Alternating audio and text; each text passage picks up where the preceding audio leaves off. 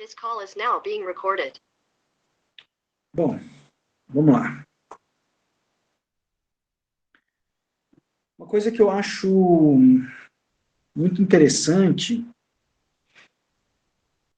é, logo na primeira, na página 211, na primeira parte do texto aí, o Franz vai falar o seguinte, ele vai falar, vamos perceber a ação de uma espécie de tendência reguladora ou direcional oculta, gerando um processo lento e imperceptível de crescimento psíquico. E esse que é o processo de individuação, né, que o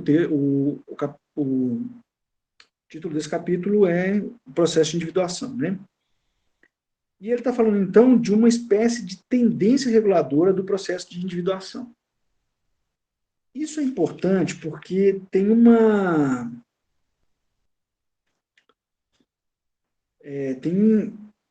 aí um pressuposto, que eu já tinha comentado um pouco dele, da tendência que o corpo tem em se autorregular. E isso é muito importante, né? Deixa eu só... E isso é muito importante, porque existe uma confiança no organismo. E isso vai cair direto no conceito de individuação ou no conceito de self, que o Jung e o Franz têm trazido. Porque eles partem de um princípio que, se a gente conseguir interromper um pouco a ação desses agentes externos, ou das nossas justificativas para manter o nosso personagem, o nosso corpo vai entrar, o nosso estado psíquico vai entrar numa autorregulação. E aí essa autorregulação é o processo que é saudável para o sujeito, para o indivíduo. Então, por exemplo, quando a Eduarda ela se permite, né, interromper esse processo de um excesso de preocupação, e fazer algo que traz um prazer para ela, isso traz ela para um processo de autorregulação. A mesma coisa é o caso do Gabriel, que na hora que ele começa a assumir essa dificuldade de fazer as coisas em virtude de uma ideia de que não é capaz de fazer e por isso não vai assumir responsabilidade porque não sabe se vai poder cumprir. Então, quando ele consegue assumir isso, ele abre para um processo de autorregulação e consegue fazer um compromisso de cumprir cumprir uma responsabilidade, já que ele dá um jeito de fazer as coisas. Então, o corpo ele tem essa tendência, né? O organismo, não o corpo, mas o organismo, que aí o organismo, quando eu falo, é o organismo psíquico e o organismo orgânico, ele tem essa tendência da autorregulação. Eles vão falar até que é um fenômeno como se fosse involuntário, tá?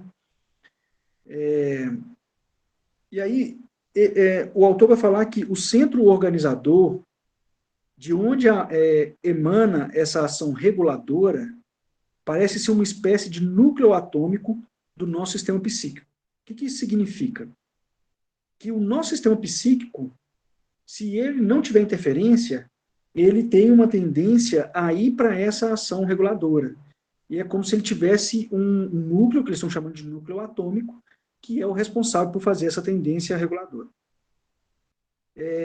O autor, que é o Franz, né, continua. É possível denominá-lo também de inventor, organizador ou fonte das imagens oníricas.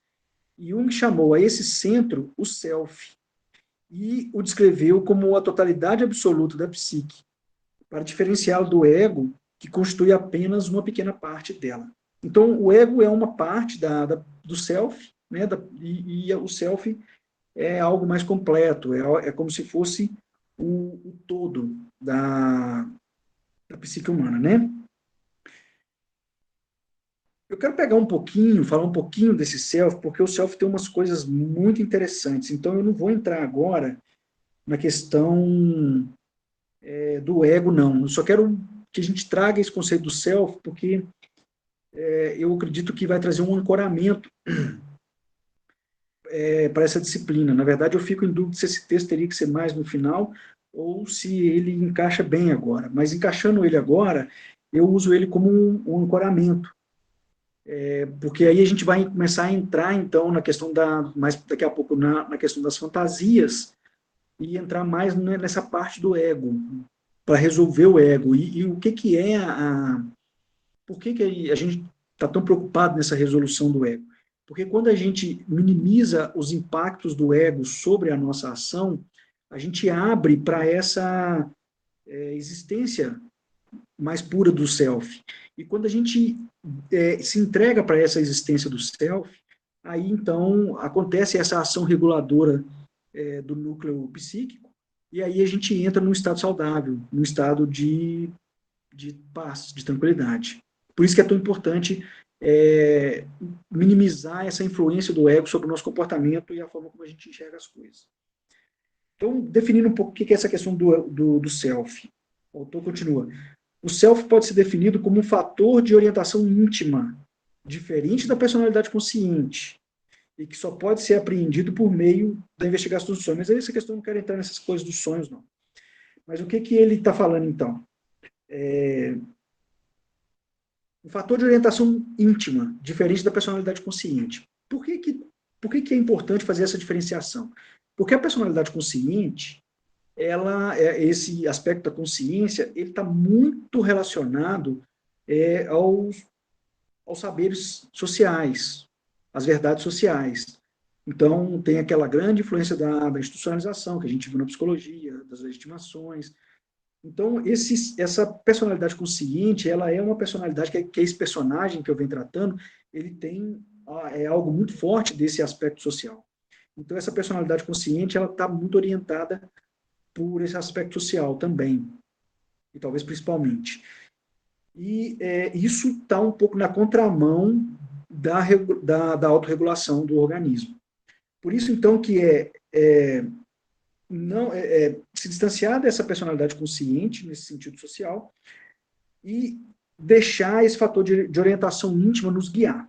E ele fala, esse aspecto mais rico e mais total da psique, né, que é o self, que é essa orientação íntima, aparece de início apenas como uma possibilidade inata.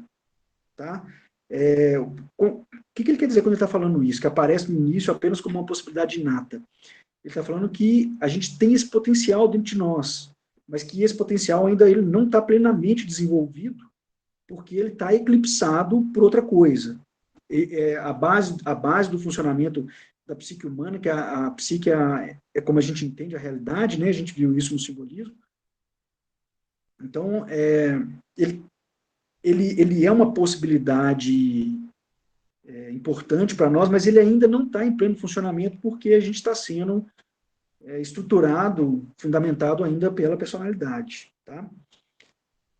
E o self pode corrigir de maneira insuficiente ou então desenvolver. E depende do desejo do ego de ouvir.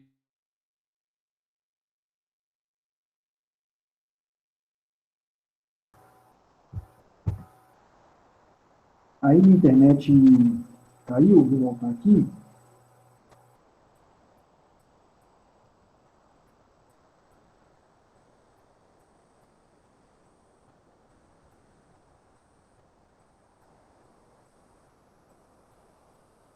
Vamos lá. Aí tem um aspecto importante que a gente tem que considerar, que é o seguinte,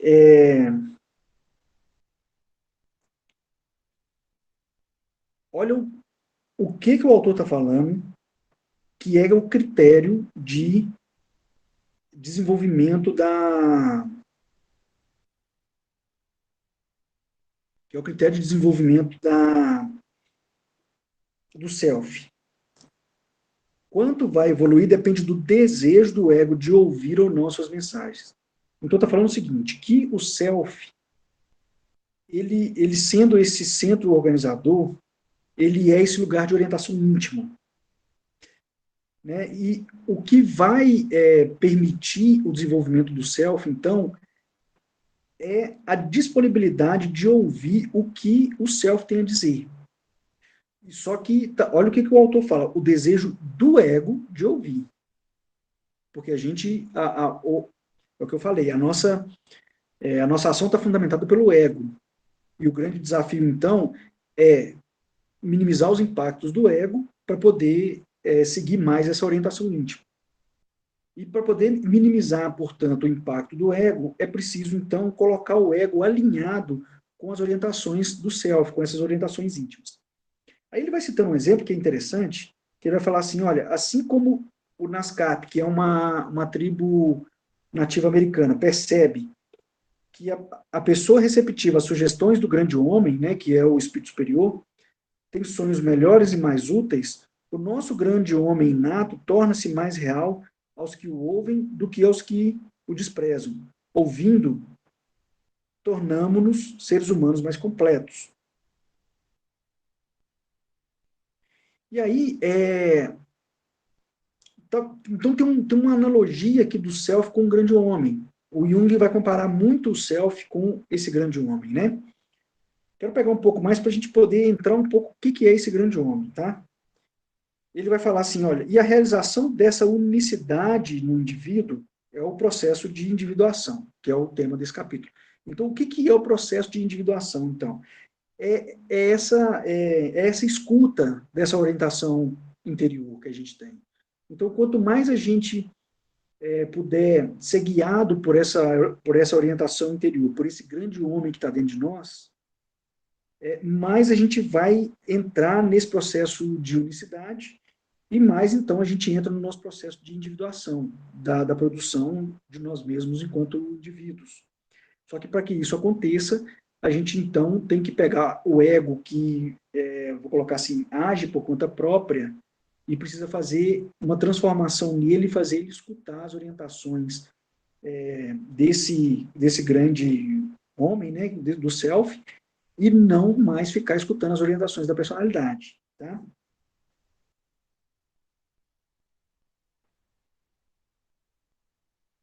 E aí, olha só, ele vai falando, esse processo ocorre no homem de maneira espontânea e inconsciente, é um processo pelo qual subsiste a sua natureza humana inata. Então está falando que é algo inato interno nosso.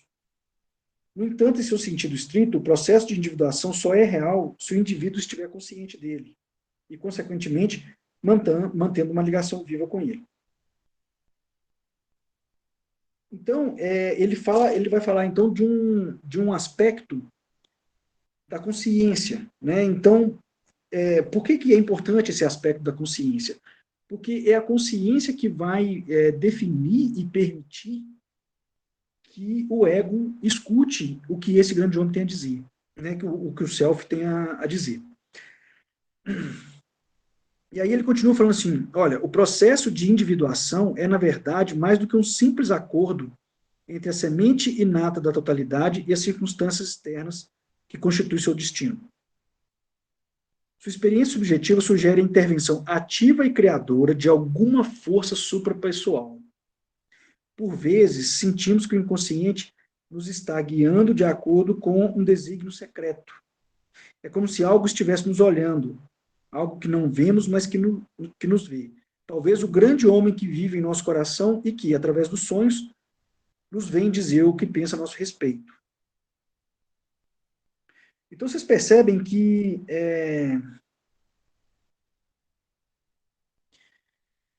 o Jung traz aí algo da força superior.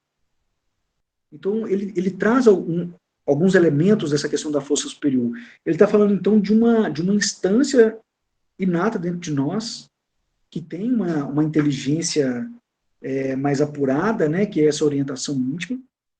A gente pode entender isso até como sendo um instinto, tá? Mas aí um instinto desenvolvido, a gente vai ver os 3 centros de inteligência do corpo, e o instinto é essa capacidade é como se tivesse uma vozinha que fala com a gente e a gente segue essa voz, que é a intuição, né?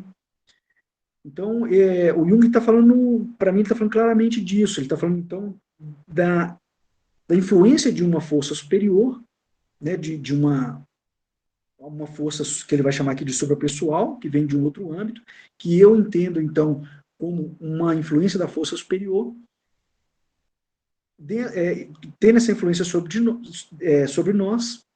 Então, o que o Jung vem falando que eu estou entendendo, assim, né? Que existe, então, uma coordenação da força superior sobre o self. O self como sendo essa espécie de intuição, essa vozinha que fala para a gente o que fazer, que é essa orientação mais aguçada, porque essa orientação ela está alinhada e está sendo moldada pela força superior. Então ele está falando de algo dentro do ser humano que é guiado pela força superior, algo dentro de todo ser humano, que fala dentro de todo ser humano.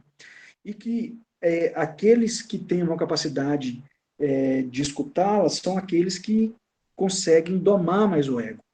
Agora, aqueles que estão muito dentro do ego não conseguem escutar essa força superior com essa orientação mais profunda e real que fala dentro de nós, porque escuta mais o ego.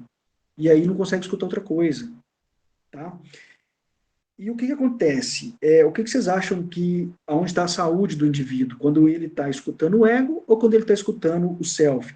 Sendo o self essa instância superior, né, guiada pela força superior dentro de nós. Essa intuição que nos fala o que fazer, que nos guia de um outro lugar. É claro que o ser humano guiado pelo self, ele vai estar muito mais pleno, né, muito mais em paz do que o ser humano guiado pelo ego. E aí, a autorregulação organísmica do corpo, quando a gente está muito em contato com esse self, ela começa ela fica muito apurada, aí o corpo fica saudável, aí as doenças desaparecem, porque a gente está alinhado com um propósito, a gente está alinhado com o self, né, e está seguindo aquilo que a força superior nos colocou para fazer, né?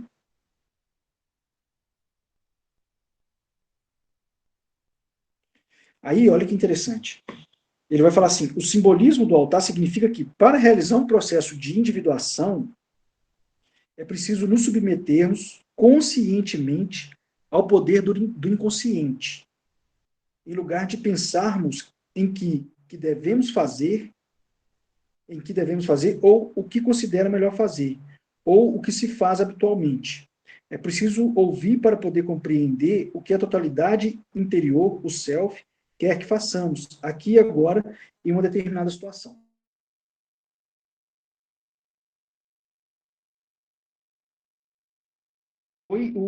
Esse trabalho da Eduarda foi um grande exemplo para nós, né? Desse processo de individuação. Como assim?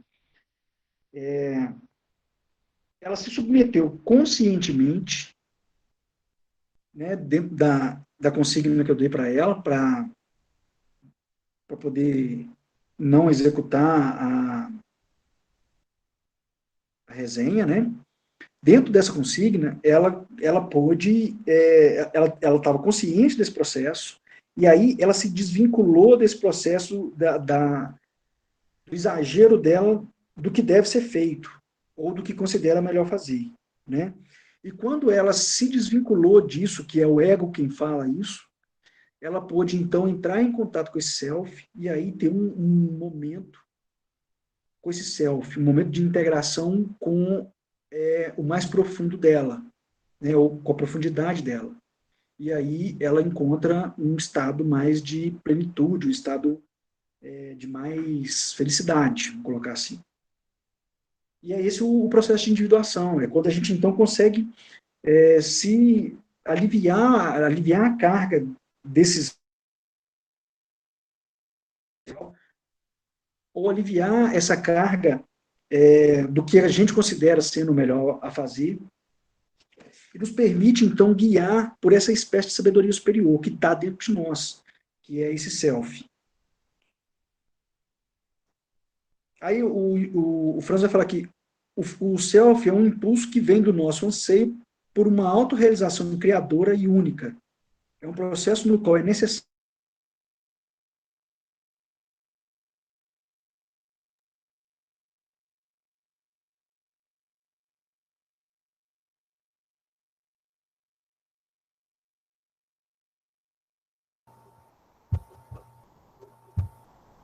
A internet se foi aqui de novo.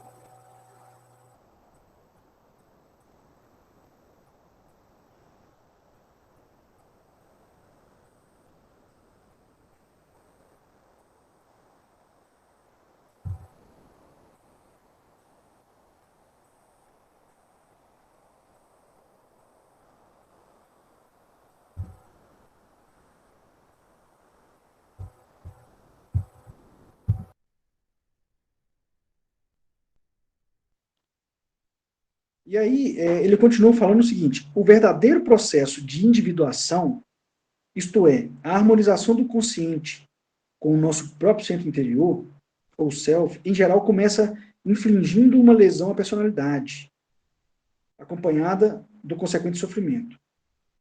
Então, o que está acontecendo, que ele está falando? É que vocês percebem que a Eduarda, o Gabriel, eles passam por um momento de uma espécie de dor, que é a tomada de consciência do que é a personalidade, né? No caso do Eduardo, de não realizar a tarefa, no caso do Gabriel, de um reconhecimento da sua dificuldade, da sua crença de que não consegue realizar as coisas, né? Então, isso como se fosse o que ele vai chamar uma lesão à personalidade. Que esse aspecto, esses dois aspectos, né, de cada um deles, ele está relacionado à personalidade, ao ego, e não ao self. Então, o processo começa assim, essa tomada de consciência. Só que essa tomada de consciência, ela muitas vezes gera dor. E muitas vezes em nome dessa dor que muita gente não quer perceber as coisas, não quer causar essa espécie de lesão à personalidade. Só que sem causar essa lesão à personalidade, a gente vai ficar submetido eternamente à personalidade, sendo orientado pela personalidade e ego, e não vai entrar em contato com esse self, que é a instância superior. Então é importante a gente ter esse aspecto da lesão, né, da personalidade. Aí fala, esse choque inicial é uma espécie de apelo, apesar de nem sempre ser reconhecido como tal. Ao contrário, o ego sente-se tolhido nas suas vontades, né? Então, houve uma castração da vontade do ego, tanto no Eduardo quanto no Gabriel, e geralmente projeta essa frustração sobre qualquer objeto exterior. Ou seja, o ego passa a acusar Deus, a situação econômica, o chefe ou o cônjuge, como responsáveis por essa frustração. Alguma vez tudo parece bem externamente, mas no seu conteúdo íntimo a pessoa está sofrendo de um tédio moral que torna tudo vazio e sem sentido. Então, a gente tem essa tendência muito grande a projetar as coisas para fora e falar que a culpa é tudo do externo, quando, na verdade, tudo que está acontecendo está dentro da nossa cabeça, está dentro do interno. Só que colocar a culpa no externo, né, falar que, não, eu faço resenha porque eu sou cobrada por isso, porque senão eu vou perder o ponto, isso dá um certo alívio na personalidade, no sentido de não reconhecer que essas cobranças não é a nota que está me cobrando, é a minha própria personalidade que está me cobrando, é o meu próprio ego que está me cobrando. Por quê? Porque se eu não cumprir isso, o ego acha que não vai ser amado. Tá? Então, um cuidado que a gente tem que ter nesse processo de resolução da personalidade, do ego, é não projetar as coisas para fora. É começar a assumir para si o que está acontecendo.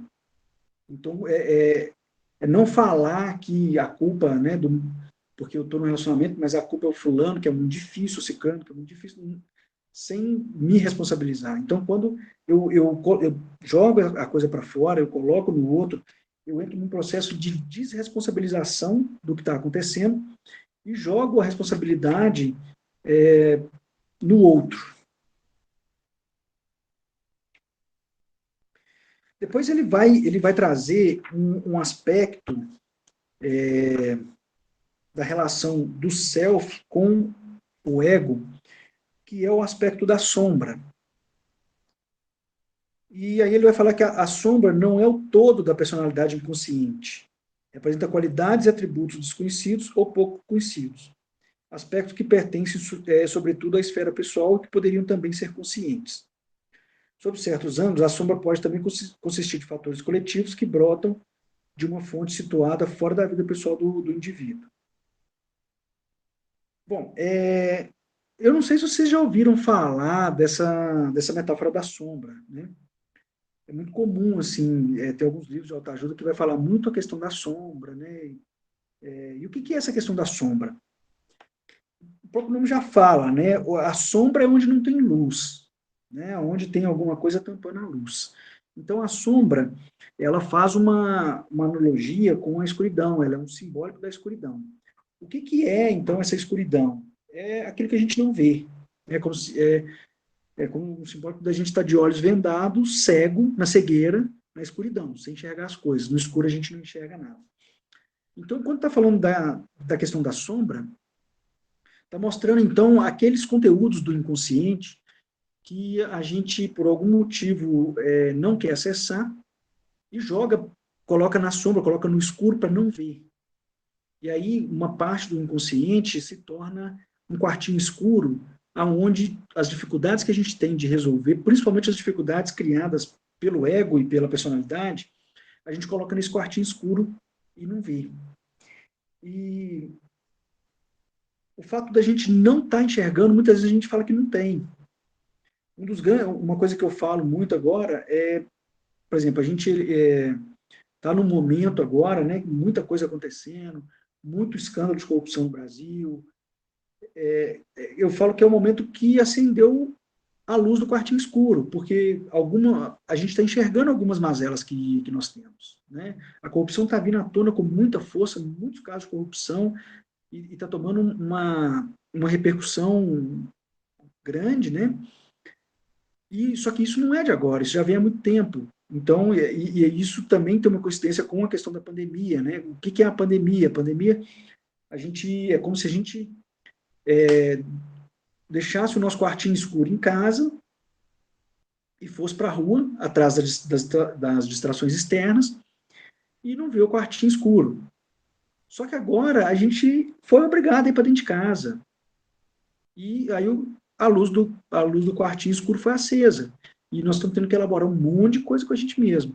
Eu aposto aqui que a grande maioria que está assistindo aqui agora tem passado por muita coisa difícil durante esse processo da pandemia, porque é um processo de organizar o quartinho escuro mesmo, de acender a luz, ver umas coisas que estão lá e começar a colocar a ordem no quartinho escuro e tirar algumas coisas de lá. Então o momento é esse.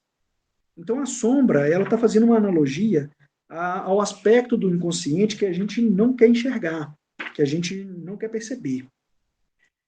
É esse aspecto do inconsciente que muitas vezes vai trazer dor, vai trazer algum tipo de sofrimento, e a gente tem uma tendência muito grande a fugir desses elementos que trazem dor e sofrimento. Né? Queridos, tá claro até aqui? Como que está isso? Até aqui tá tranquilo?